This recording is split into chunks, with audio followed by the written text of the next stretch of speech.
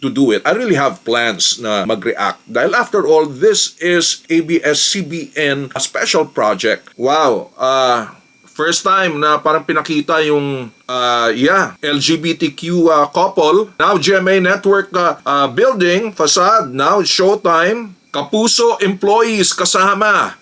Ang hindi ko nakita dyan si Melay. Para bang, kahit watak-watak ang mga shows, tuloy pa rin nagsama-sama sa ABS-CBN compound.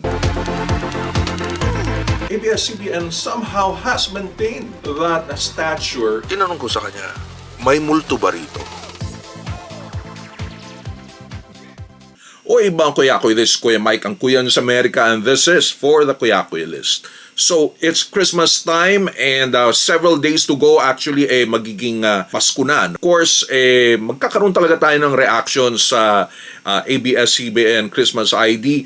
Although we have one viewer or subscriber na talagang inaantay yung reaction ko sa Christmas ID for year 2023, and that is Andre. So hopefully magustuhan mo yung reaction or na-fulfill ko ang wishes mo na ngayon na ginagawa ko to. But even without him asking me to do it, I really have plans na mag-react. Dahil after all, this is ABS-CBN special project. Sila ang nagpasimuno yata ng Christmas ID, and it all started in year 2002.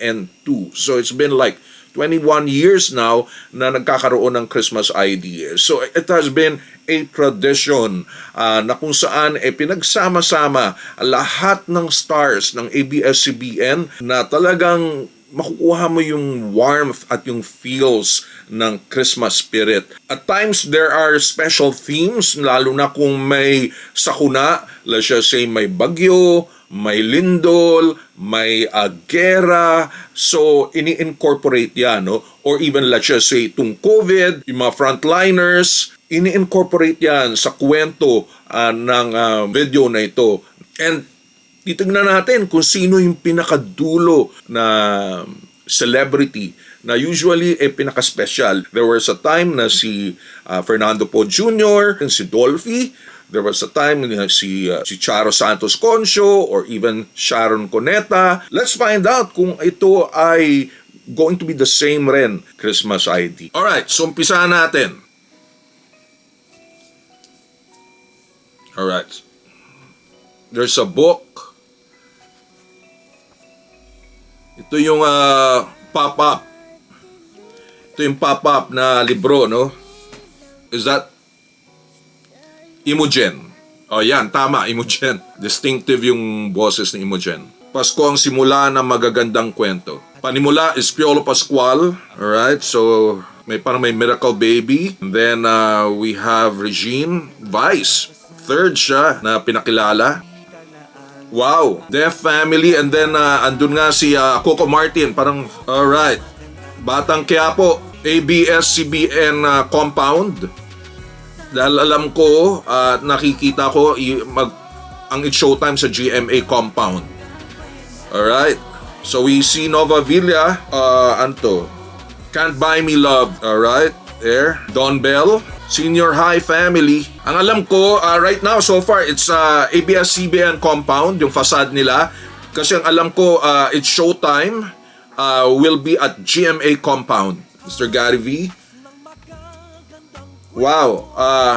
First time na parang pinakita yung, LGBTQ couple, yung advocate for pets or for dogs, no? Then Mr. Ogie Alcacid, 43 years na magkasama. Now GMA Network building, facade, now showtime. Kapuso employees kasama. Wow. Alright, so nakikita ko yung mga bata, si JC and Kulot. Wala si Argos dahil iglesia siya. So we understand that. Now ABC5 or TV5 compound, at ito naman yung kapatid employees kasama sa TV5. Grabe. A to Z naman, with A to Z employees, TV Patrol family, si Noli Kabayan, and then there's View, and then Amazon din, Linlang Family. Kailan kaya ang YouTube? Dahil kasama tayo sa YouTube. Meron ba? Dirty Linen. That's good. Even tapos na. Alright, Catherine. Daniel. Nag-aral and then nag-janitor the same time. Don Bell. Yung mga love teams. Kahit may mga nawindang. Alright, pati mga sponsors, mga ad placements kasama na. Kapamilya employees. Christmas Fair Marikina. Richard Gutierrez. So again, the Christmas spirit, Surf, Jed Madela, Ladies Choice, KZ, mas marami ngayon na ad placement. It used to be wala ito.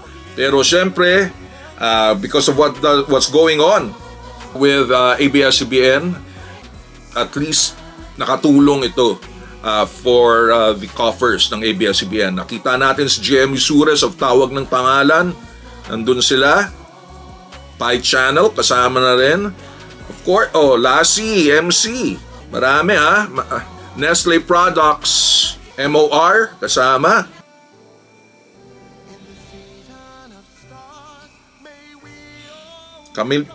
Kapamilya artists and employees. Alright. Angelica Panganiban. Ang hindi ko nakita dyan si Melay. Bakit kaya wala si Melay? Absent siya. Melay Cantiveros. Iba pa rin ang ABS-CBN studio. Nakita natin yung 3 executives. Iba ang star power. Iba yung feels. Iba talaga. Ibang-iba ang ABS-CBN na Christmas ID. Isa Calzado, Lauren Diogi, It's Your Lucky Day kasama Fractured Family. Asap natin to. BGYO. May Entrata. Bini included. Asap natin to. Miss Pops Fernandez. Jamie Rivera. Balik si Miss Corina. Sino kaya ang pinakahuli na i-feature nila? Alright, parang naibigay na lahat. Naipakita na. Miss Jonah. Pati mga contestants ng Idol. Will it be Darren? May Regine? Okay, the executives.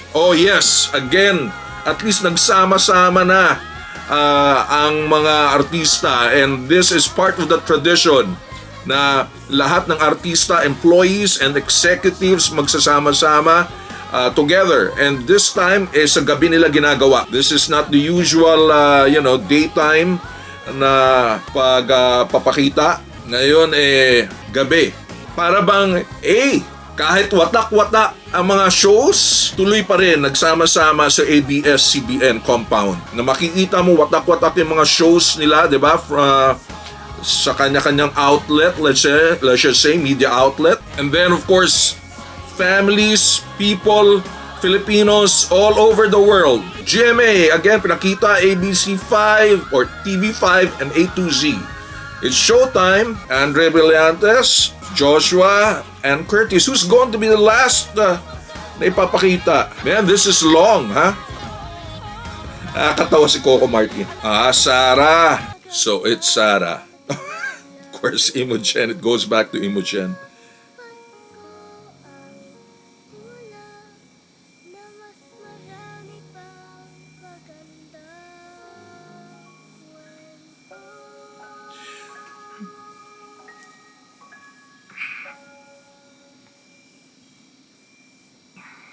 Ito lang, nakakaiyak.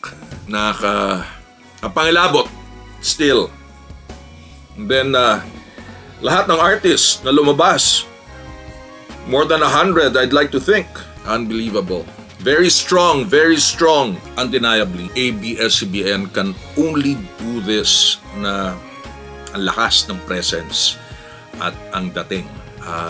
Kuhang-kuha nila yung kiliti ng Filipino, yung pagiging sentimental ng Filipino.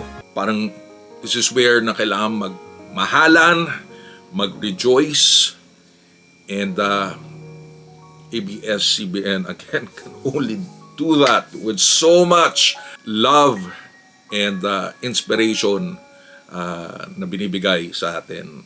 Para bang kahit ano pang mangyari, kahit bagsak ang ekonomiya, mahal ang bigas, kahit hiwalay-hiwalay tayo, as Filipinos all around the world, kahit hiwalay-hiwalay na ang mga shows ng ABS-CBN, and yet yung leadership gives back and recognizes yung mga partners nila.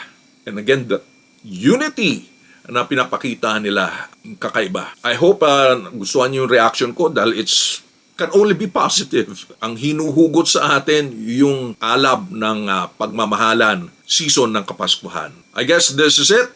Again, ito po si Kuya Mike of the Kuya Koy List. It's a brands, branding, and shopping channel for the global Filipino. And subscribe po kayo sa ating channel. Hit on that notification bell. Check on my website, kuyakoylist.com. Again, ito po si Kuya Mike, ang malamang nakaisa-isa at kauna-unang affiliate marketer na Filipino-American for online stores here in the United States. At ang Kuya nyo sa Amerika, this is for the Kuya Koy List.